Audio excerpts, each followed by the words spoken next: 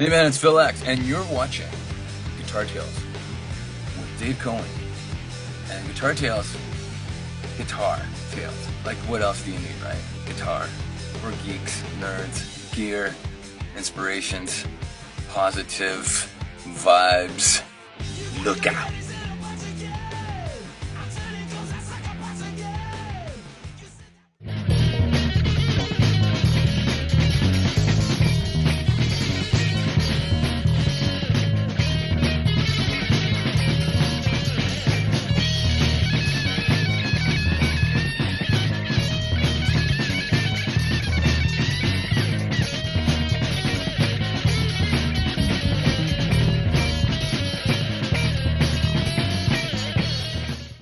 And welcome to an historic, not a historic, but an historic. Although technically you are allowed to say a historic or an historic. We're going to say an historic episode of Guitar Tales.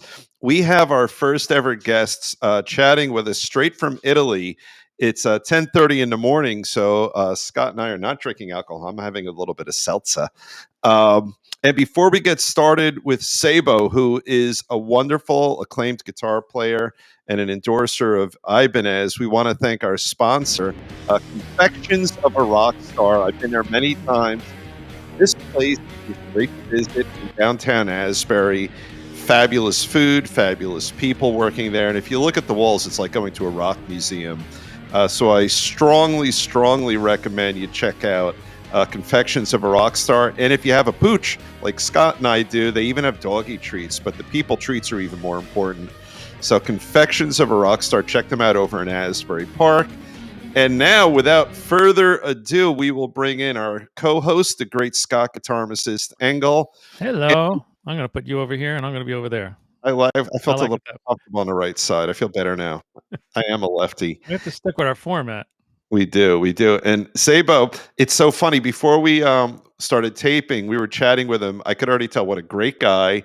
And we kept saying, oh my God, that's a show, because we're already getting along great with him. So let's just start chatting. All right, let's bring him on. All the way from Milan, I think. Hello, guys. Yeah, correct, from Milan. Thank you very much, Dave and Scott and Guitar Taste, for having me. I'm so glad to be featured in your show. Thank you. There we go. It's our pleasure. It's our pleasure. You know, I love it when we get someone on who just exudes positive energy. You know, that's what we were getting from you. We were just chatting it up. You're always smiling, always, because we've known you for 5 minutes. But at least in this conversation, just smiles, friendliness. And what's great is there was already a little bit of camaraderie and chatting it up. So we figured, let's just start taping. We actually politely cut you off because we were getting along so nicely. Sabo, am I saying your name right? Yeah, it's correct. Sebo. It's not Sebo, but Sebo. We pronounce Sebo. Sabo. That's perfect. You know, so you are our first. You're not our first European on the show, but you're our first guest from Italy. Oh, it's an honor for me. And my mother's thrilled. I'm half Italian, whereas my mother says if you're half Italian, you're all Italian. Yeah. The Del Contis and the Barbarises came to Ellis Island, and the rest is history. Anyway, so yeah, she's very excited that we have a fella from Italia. An Italian guy. Yeah. And are you born in Italy? Yeah. I was born here in Milan. Oh, okay. So you stayed in the same town, which is great. And we were chatting up. So I understand from Scott that you come to NAMM all the time. So you run a lot of guitar clinics. So you have a connection with the U.S., but most of your work, I take it, you stick around Europe, right? Yeah. Mainly, yes. Well, I have to say that being involved in the musical instruments business for many years, like 30 years. Actually, my first NAMM was in 2002. And wow! Then I think I've never missed one. So many NAMM shows. But actually, I made a lot of. I organized many clinic tours for U.S. artists in Italy mainly, also Spain sometimes. So that's why I'm so connected with the U.S. Well, that's great. And I guess in Italy, I mean, I was in Italy once, and everyone there speaks English. Were you taught English as a kid in school, or did you have to pick it up later? Well, I have to say, I studied English at school, primary and middle school, and high school as well. But I have to say, the English you study there is not that useful. It's very scholastic, you know. Gotcha.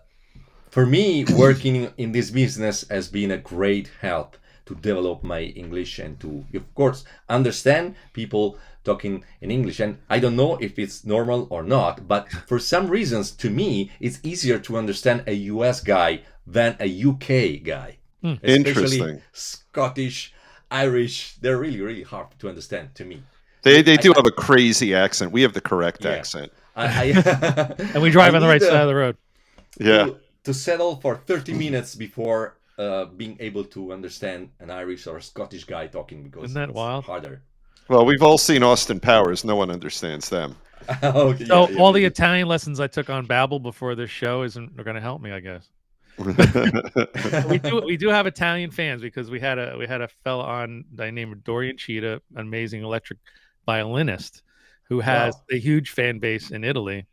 And after we put up the show, I got this like broken English message from a guy in Italy saying, "Is there any way you could have subtitles on your wow. show for us in Italy?" Real time. Yeah, he's got a huge fan base over there. So if you want to say hi to our fans in Italy, in Italia, you can go ahead and say that now if you'd like. Ok, ciao ragazzi, io sono felicissimo di essere stato invitato da Guitar Tales, dai miei amici Dave e Scott, e ovviamente parleremo in inglese, ma spero capiate tutto quello che avremo da dirci. Ah, see? Oh, I love it. I love it. That's fantastic. So we're gonna get this show, subtitled in Italian for our Italian fans. So a fun fact, 13 or 14 months ago, for 1 week, we were the #1 music podcast in Iceland. Wow, yeah, really? with about 7 views. Wow. I went with my daughter on vacation there, and somehow the algorithm, either it's because I watched it, Yeah, or 2 other maybe people there watched it. But 7 viewers, maybe it's half the people over there. So I know. you should organize the guitar show over there. We're #1 somewhere. I know that. Yeah, yeah. So I have my But- Ibanez guitars here, with the Alt 30, right? That Yes. acoustic, which is really great. We could talk about that a little bit. And this, a shout out to Sal Tyne and Guitar Fix in Long Island, who made a custom Ibanez for me. That's a Prestige RG, and he put a Moffett amp Very in there. There's a bullet. There's actual bullet in the back.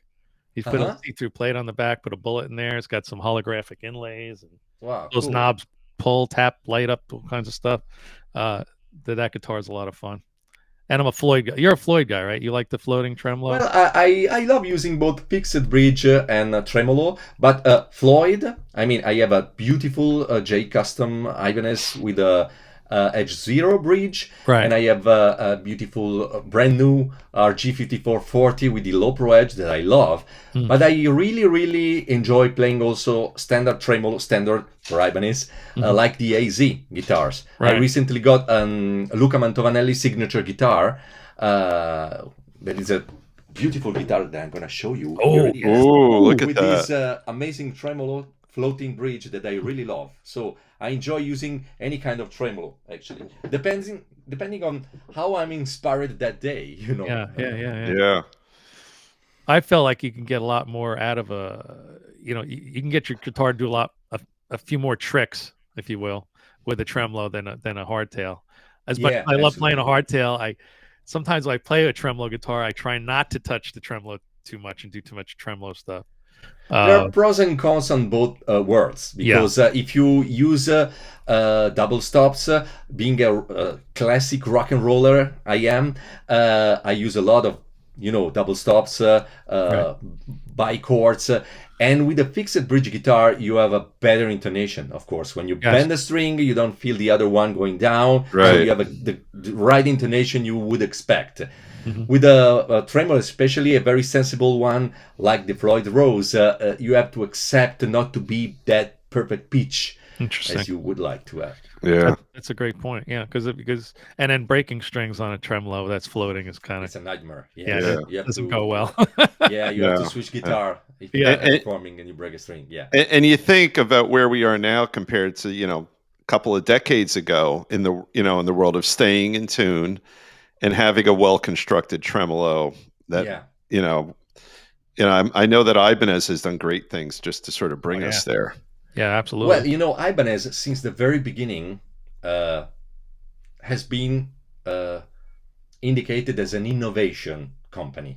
They're innovators, so they feel that mission.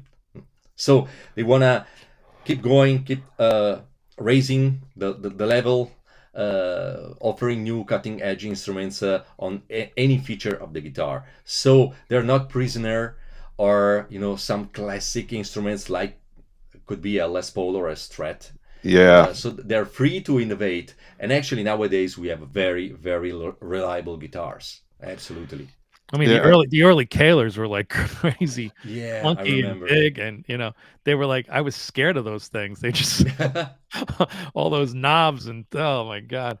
And then when the Floyds came out, I was like, all right, well, I can get my head around what's going on here. Yeah, absolutely. But they've been. It's funny because when I think of Ibanez, I think of, and wrongly so, I think of electric. But I was just telling Scott as we were setting up today, I told him literally a 40-year-old story where I cut the lawn of a luthier who was also a chiropractor. Yeah, you can't make that up.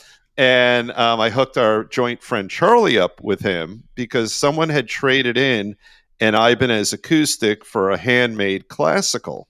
Yeah. Charlie buys the guitar for $90 in like 1980 or something like that. And it played like an electric, but it sounded like an acoustic. And all these years later, he still has that guitar and plays it all the time. And it was gorgeous, absolutely gorgeous. And it looks like a traditional acoustic. It doesn't have like what Scott has behind him with the electric neck and an acoustic body. It looks like a standard, like a Guild or something like that. Yeah. The quality, literally 4 decades later, it just sounds better than it used to, as you would expect from a good acoustic. But that's what really, that guitar is what turned me on to the quality that we get out of Ibanez, because as a little kid, I was in my teens back then. I just always thought of a heavy metal styled guitar because that's what they're so great at, but they're great at so much more. Yeah, actually. And then we have to split Ibanez history before 1987 and after 1987. Okay. Because in 1987, Ibanez introduced the Jam, Steve Vai signature model, and all the RGs. So in 1987, that was a crucial year for Ibanez because they became an actual brand doing their own shapes, their own guitar, their own models. And nowadays, Ibanez is still strongly the third brand in the world after Fender and Gibson. Wow. Before that, Ibanez had a very long history, but mainly producing copies. Correct. I did not know that. That's interesting. Very, very good copies. Actually, in the early 70s, they had a lawsuit with Gibson because they actually were copying Gibson with the same headstock shape as well. Oh, okay. People were starting to prefer Ibanez Les Paul copies than the way more expensive Gibson guitars back then. So, they made very good copies that if you're lucky enough to buy one, to find one nowadays, you can understand how good they were because they were, approaching the US market. So they had to provide very well done instruments. I remember that very well because it was a very dear friend of ours owned a music store in those days. And I remember he's like, you got to see these Ibanez guitars. I'm like, I never heard of them. And I went to the shop and I'm like, oh my God, these are amazing. They were so well built. I mean, you'd think in those days, anything overseas, anything, from Japan, was like wonky, the Tiscos and what have you. And then the Ibanez stuff comes along. Hey, Tisco's my first guitar. But there was some cheaply made stuff coming in from Japan in those days. And the Ibanez stuff was a game changer. And I remember right around the same time, Tama drums were just getting started, and they just came to the market and blew everybody away with their quality and so forth. Absolutely. And actually this year, 2024, Tama is celebrating their 50th anniversary. Isn't that something?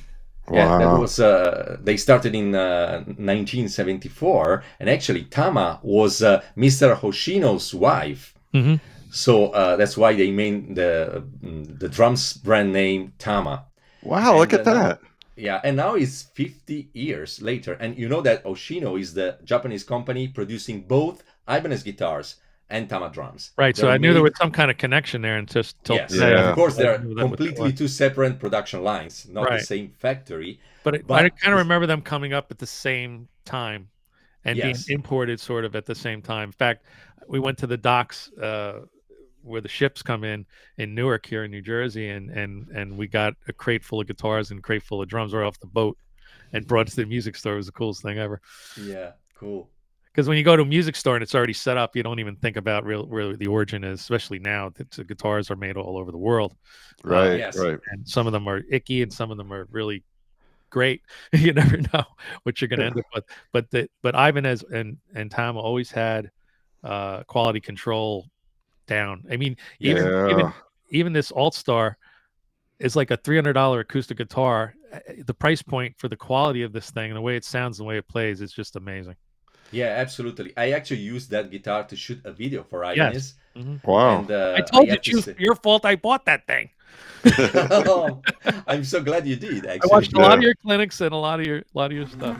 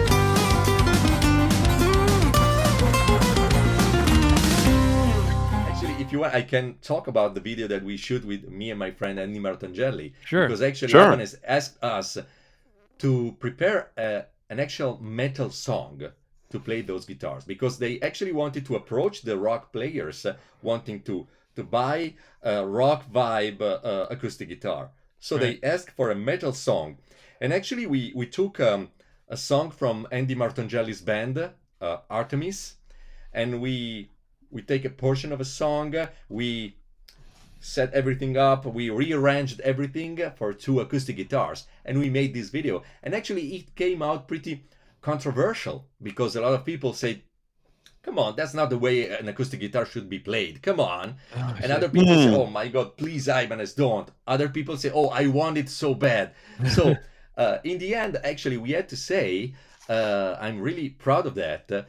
That's been the most successful video on Instagram for Ibanez from the beginning of the year. That's fantastic. That's We fantastic. really had 100,000 views, so we're really happy about that. I think we're going to drop that video in when I do post production. Right. I was going to do the ask of you, Scott. That's fantastic. We're going to drop that in there. Yeah, it's really cool. They're Scott, harmonizing show the us the guitar. Pick it up. Which one? The one I have here? Yeah, let's the take a All-Star. look. That's a gorgeous guitar. Yeah, actually, this one is the finish even on this is called better looking. Red Doom or something like that, right? This one is even better looking than the one we used, because we used for the video the flat color. They're metallic color, but you can't see the beautiful flame top on all guitars. And That this is one gorgeous. really and the beautiful. binding, right? Yeah, I mean, it's a real workhorse. I mean, and the body's a little smaller too, which is nice, and it's really good for beginners, because it's not like a dreadnought, which is very, the body's very Yes. big and bulky. Yeah. And the neck, That's a gorgeous neck. the action is unbelievably close. You got the binding on the neck. Yeah. And the electronics are fantastic too. Like they put in a watch battery in here, to power this thing, and it never goes dead. I used to have to change batteries like crazy. yes, they're older. starting using these kind of batteries Yeah. lately. Yeah, and it's got a tuner, built-in tuner. It's got, and it sounds Yes. really good plugged in, which is when I bought this like a couple of summers ago for an outdoor gig. I didn't really have a good acoustic electric to play outside. And it was sort of an impromptu gig. I got asked to play. The guy was sick or something like that. And I said, oh my God, what am I going to do? And I looked, found your video, inspired me to buy this. And it was a great price point. And everybody asked me when I bring it out, it looks like a much more expensive guitar than it is because it plays and looks great. And actually, for a rock player, the fact that it features the same headstock of the electric series, it's really, really catchy. That is such a good looking headstock. Let me see the machines on it. Oh, they're solid. They're solid state. Oh, look at those. They look great. It's just really very beautiful. The neck is a composite material, I think. But that's great because it's got such rigidity to it. I mean, this has been in my basement. It's been on camping trips. It's been outside by the fire. It's been at gigs. It's got bounced around. I got a couple of scratch marks on the back is all. Yeah. And it's solid. No cracks in the binding or nothing or anything. It's really held up nicely. It's about 2 years old now at this point. Wow. Cool. Very nice purchase. Yeah. It's a fantastic guitar. I'm thinking, to go back to the history of Ibanez, I'm thinking these days about Hyundai, right? Yeah. So when Hyundai first came out, everyone sort of tried to laugh at them. They were the butt of jokes. Oh, what kind of car is that? Oh, it's a Hyundai. Then Hyundai starts running ads like Hyundai, yes, Hyundai, right? Yeah. And now they are the standard bearer for high quality.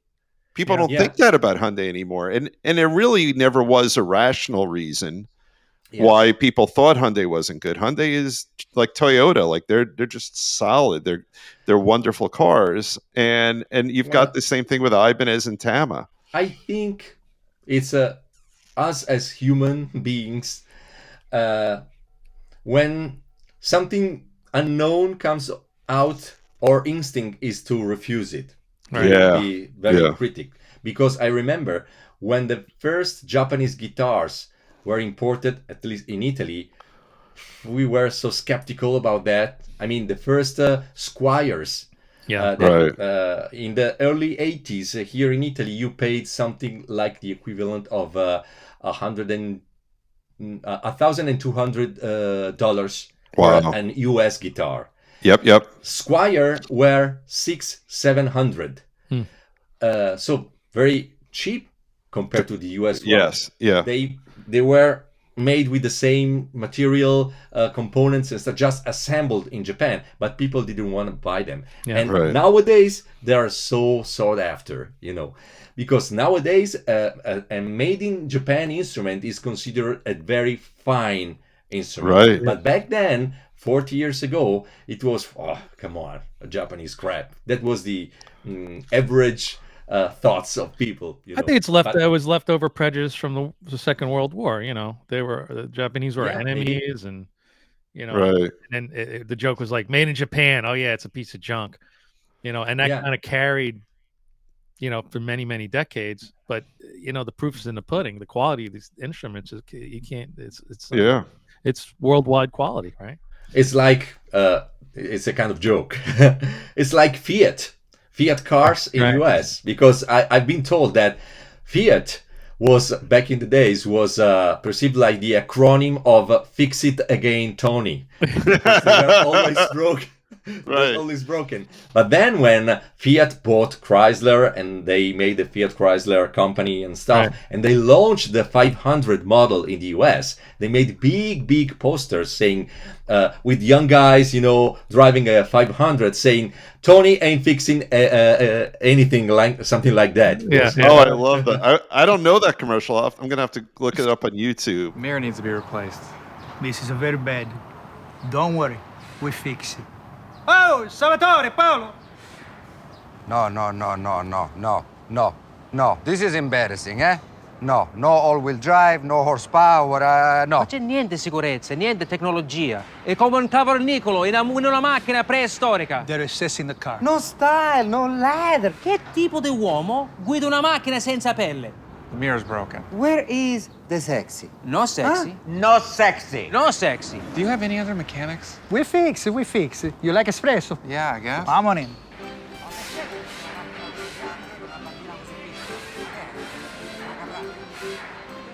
Ah, bravo. Well, she's ready. So is that? Your car, we fixed it. We fixed it. I just drive it? This is your car. We fix it.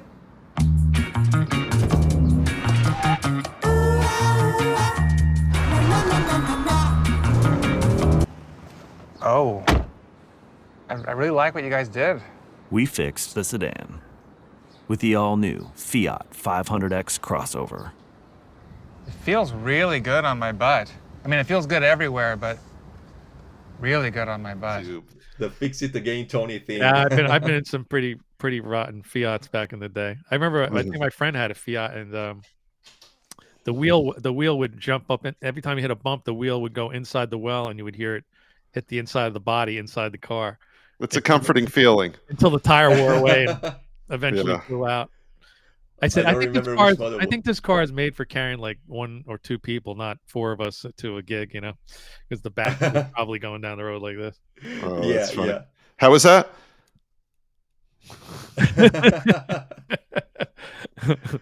Oh yeah, it was pretty scary.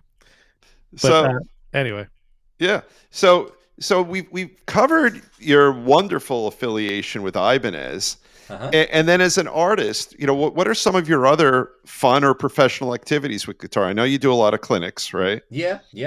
I actually made many clinics for Ibanez because I've been lucky enough to work in this business since the middle 90s. Okay. Back then, we didn't have internet. I mean, it was already invented, but not so popular with people, Right. No YouTube, no social media, of course. So the only way to try to see, to listen to musical instruments were, guitar shows, musical instrument shows, and actual clinics. Right. So back then I made many clinics in the stores because the distributor I was working for didn't carry just Ibanez. They had many very high quality brands like Gibson, Mesa Boogie, Line 6, Lenny, a lot of stuff, very nice stuff. So I was lucky enough to do many clinics during that period. And thanks to Dan, we also organized many clinics with international artists. So I had the opportunity to work with many guitar players, and with many of them we're still friends today. We're in touch all the time. So I work with people like, I don't know, Marty Friedman, Steve Lukather, Steve Vai, of course, Paul Gilbert, Andy Timmons. so you make sure you tell them what a great time you had on Guitar Tales, and we want those guys on the show too. Okay. I'll talk to them about that. Oh, by the way, we should drop a shout out here. Rob Balducci is the one that put us. Of course, Sabo. Rob. And Rob is recovering from some pretty significant surgery. So we just want to say, from all your friends here at Guitar Tales and your fans worldwide, get better soon, Rob. Yeah, Of course, we wish you a well. Quick recovery. And actually, Rob, who is my brother more than a friend, actually, Rob is the one who came to Italy the most for touring, because we made 3 clinic tours in Italy during the years, and every clinic tour was at least 5 to 6 clinics in a row. Wow. So actually, I can say we travel Italy from the very south of Sicily to the very north of Italy. So he knows a lot about Italy. He has Italian relatives as well. And he says that his parents just spoke in Italian like the secret language when he didn't have to understand what they were saying. So yeah, growing up, there was a couple of words that I learned in Italian. State zit, un momento. Wait a minute. Mange, of course. So couple of words here and there, but I never got fluent. In fact, I took 4 years of Italian in high school, and I tried to talk to my great grandmother, who's from Italy, and she laughed at me because I guess the dialect was so different. When I tried to say something in Italian, she just laughed. So that did not go well. I have to say, in Italy, we have dialects that most of the time are not just accents.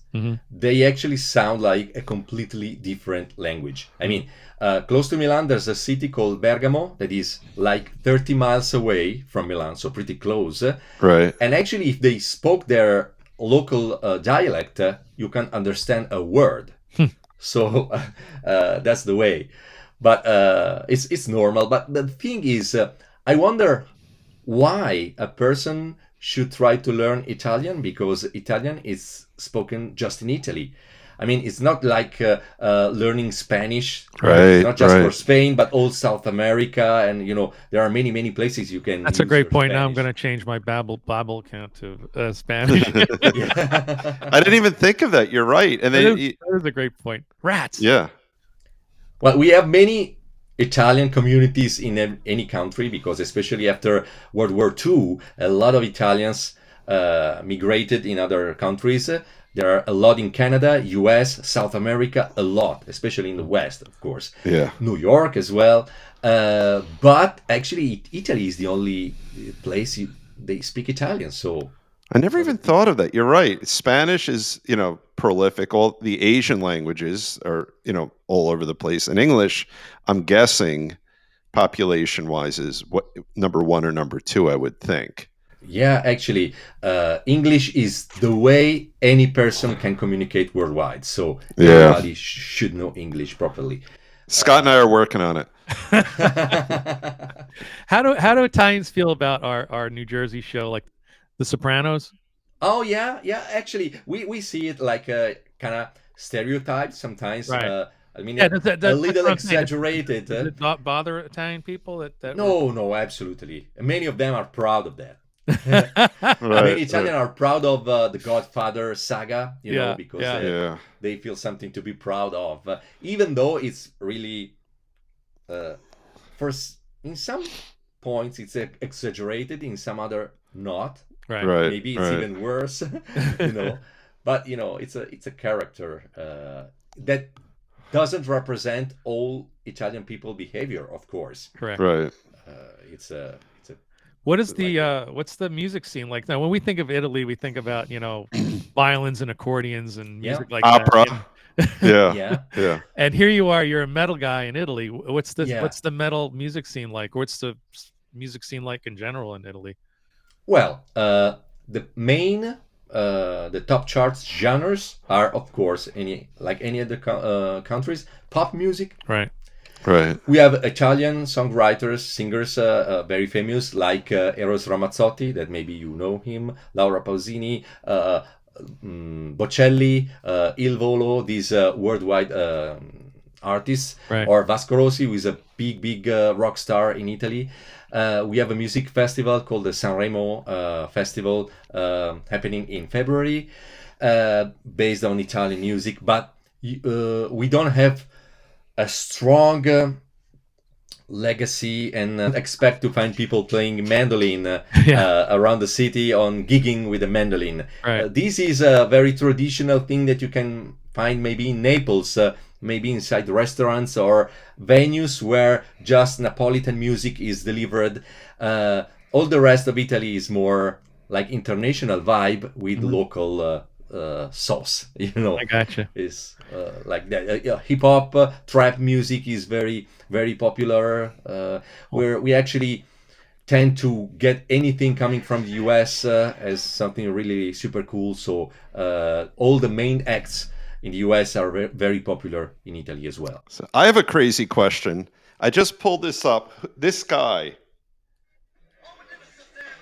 I can't see what that is. What's his name? I'm going to find it for you. It's all over the internet now. We're all over social media. He's an Italian guy? Yes. And the deal is, and I hope we don't have to do it in post. I'll try to find it right now. But he did Adriano Celentano. Oh, Adriano Celentano. He's really super famous. But now he's over 80s. Right.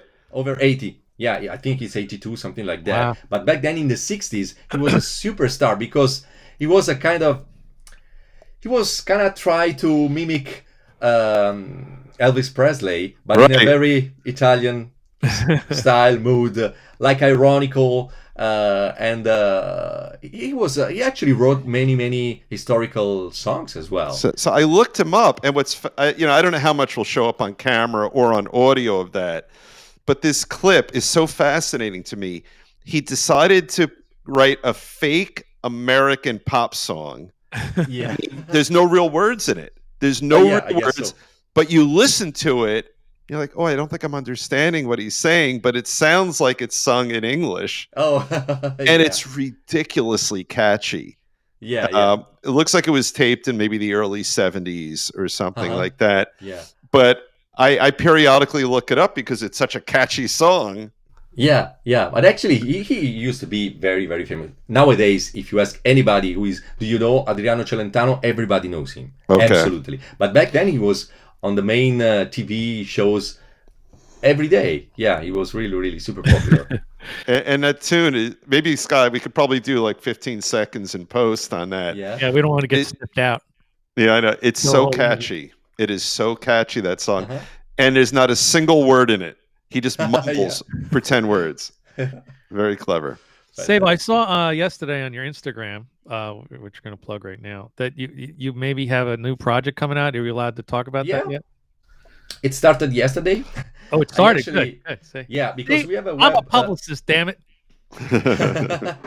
We have a web TV here in Italy called Rocker TV. And they do a lot of stuff, a lot of shows, and the main owner of the TV show is a drummer, a pretty well-known drummer. So he made his own show called Drummers Will Save the World. And he's all about drummers, inviting drummers, talking about drums and stuff. So he wanted to do something about guitar. So he invited me to host this program, this show called... I'm gonna smash you that fucking guitar. That's the and that's why the reason was this is a phrase, a sentence we all heard from our parents back then after they talked with our teachers or when our valuation arrived at the end of a semester with very bad valuation. It was all about the guitar because we were playing all the time. So the first thing they said was, "I'm gonna smash you that fucking guitar." So that's why we titled the show this way. And we were going to invite many guitar players, mainly Italian guitar players. Looking forward to that. Looks really cool. It does look great. You had get Pete Townsend on. He had a little teaser yesterday, and I thank God I wrote it down. I wanted to make sure I asked about it. And we also have our first sponsor is a company I'm actually collaborating with. That is an Italian company named Overloud. They're a software company.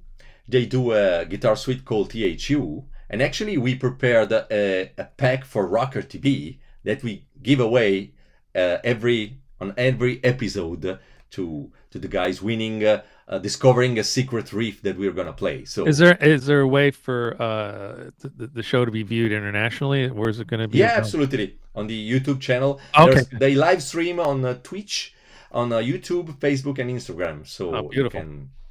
Maybe the time is not good for US because it's at 3 p.m. on Monday.